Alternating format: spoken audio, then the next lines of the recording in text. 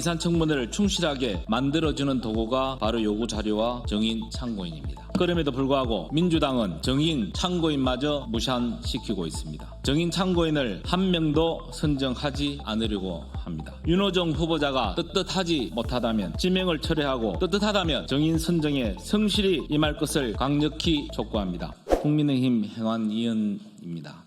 민주당은 인사청문회 방해책 등을 즉각 중단하라는 요지로 말씀드리겠습니다. 이재명 정부가 출범한 지 한 달하고도 일주일이 지났습니다. 이재명 정부의 성공 여부는 전적으로 인사에 달려 있습니다.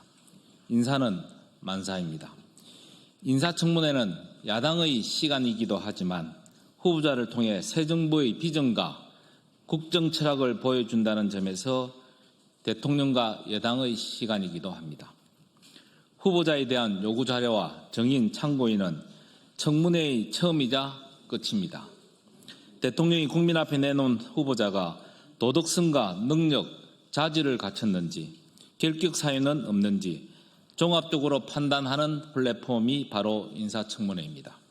그리고 그 인사청문회를 충실하게 만들어주는 도구가 바로 요구 자료와 정인 참고인입니다.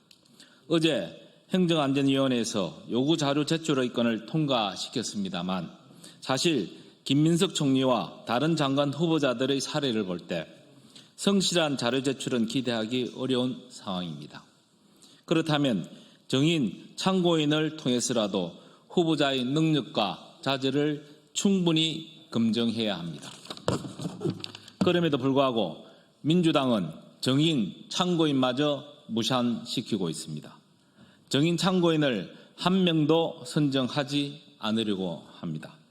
교섭단체 간 인사청문회 정인을 취합하는 과정에서 당초 국민의힘에서 이재명 정부의 지방행정체제 개편 방안 의견 정치를 위해 참고인으로 김경수 지방시대위원장을 신청했을 때만 해도 민주당은 아무런 정인 참고인도 신청하지 않았습니다. 이후 후보자 아들의 채용, 병력, 임대차 문제를 확인하기 위해 국민의힘에서 추가로 정인과 참고인을 요청했습니다. 그러자 민주당에서 기다렸다는 듯이 대통령 간제이전 관련 이상민 전 행정안전부 장관과 김호진 전 대통령실 관리비서관, 유병호 전 감사원 사무총장 등 무더기 정인 신청을 해왔습니다.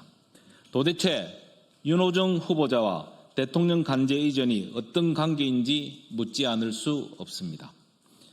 윤호중 후보자가 대통령 간제 이전에 연관되어 있습니까? 윤호중 후보자가 리버넬링 공사에 관여했습니까? 누가 봐도 윤호중 후보자의 관련 의혹을 막기 위해 의도적으로 정인 선정을 문산시키려는 것 아닙니까? 전형적인 물타기 수법입니다. 도대체 7월 18일 행정안전위원회에서 열리는 인사청문회의 대상이 누구입니까? 그리고 무엇을 위한 인사청문회입니까? 김민석 총리 의혹을 막기 위해 주진우 인사청문위원을 공격했던 것과 뭐가 다릅니까?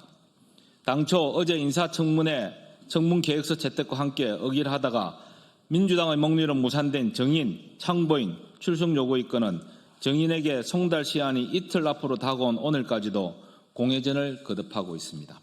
수차례 접촉에도 불구하고 민주당은 요지부동입니다. 참고인 한 명 없는 청문회를 강행하려 하고 있습니다.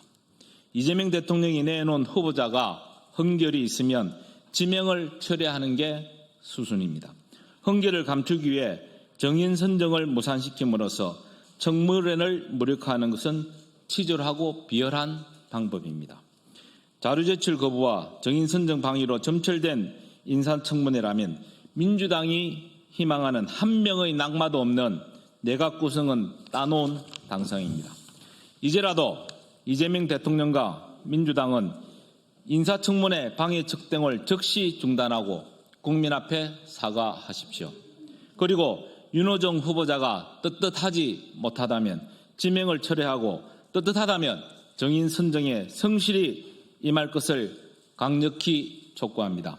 국민의힘 행정안전위원 일동.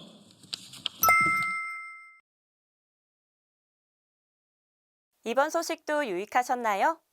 매일신문 구독하기로 더 신속하고 정확한 정보를 받아보실 수 있습니다.